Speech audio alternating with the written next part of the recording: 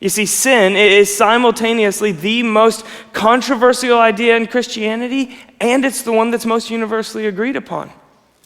Everyone agrees there's something wrong with the world. Everyone. The difference between philosophies and religions and thinkers throughout history is the vocabulary used to describe that issue. Sin is the precise point where historical eras and cultures and philosophies all find agreement. And sin is also hugely controversial. Sin has been so manipulated, even abused in some cases, that in a church, when someone like me stands on a stage like this one and uses that tiny 3-letter word, a percentage of the room will want to tune out everything that I might say after that because of some subjective and often very legitimately painful experience you have in your past for someone with the authority to talk about grace beating you down with sin. So let me give you as best I can the broad biblical definition of sin.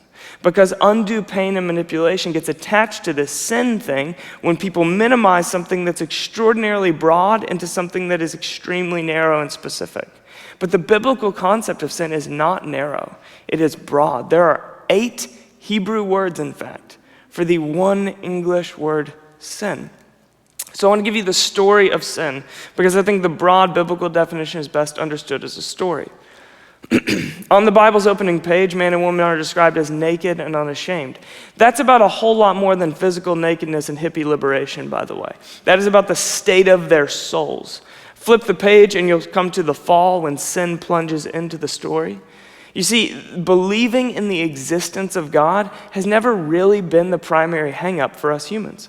Across cultures and eras, the existence of something bigger than the self, some kind of designer outside of us, has always been the primary belief. Even today, in a post-Enlightenment, highly intellectual society, the majority of people still believe in some kind of deity that's running the show.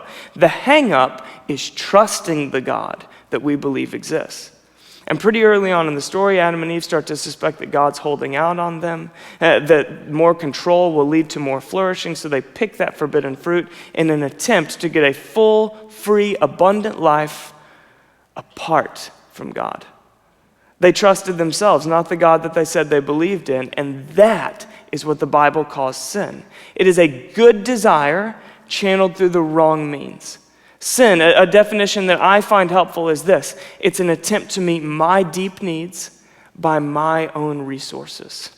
That is the broad biblical understanding of sin. Any attempt to meet my deepest needs by my own resources. A good desire channeled through the wrong means can never satisfy that desire. At best, it can only numb the longing.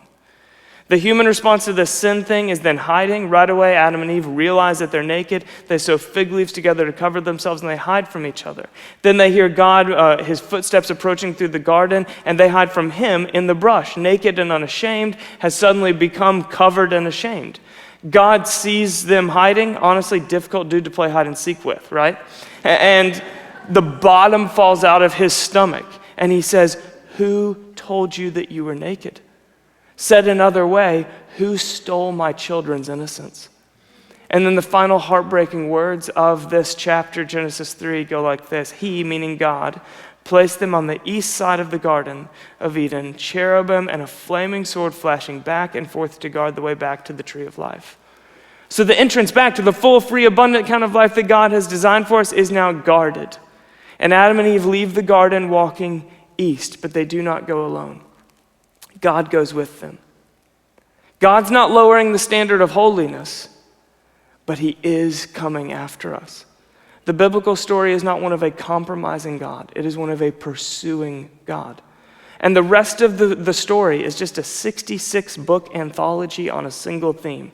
Picture after picture after picture of pursuing love. So here's a summary of the whole thing if you want to save yourself a little bit of time. I've got some good news and some bad news. The good news is that you are loved. Loved right now without qualification and without restriction. Loved unconditionally for who you are. Loved in a way that you cannot lose. The bad news is that you will find it very hard to believe that and even harder to experience it. Your instinct will be to forever drum up your own lovableness, to become lovable in your own eyes the way that you already are in God's, to become lovable in some way that you can control and claim for your very own. The good news is called grace. The bad news is called sin. So Jesus shows up to people like us living wedged between realities like that, bends down in the dirt to a serial adulterer and says, "Neither do I condemn you. Go now and leave your life of sin. You cannot outrun my love." You see, God did not lower the standard of holiness. He found a way to make us holy that was not dependent on our performance. Grace wins.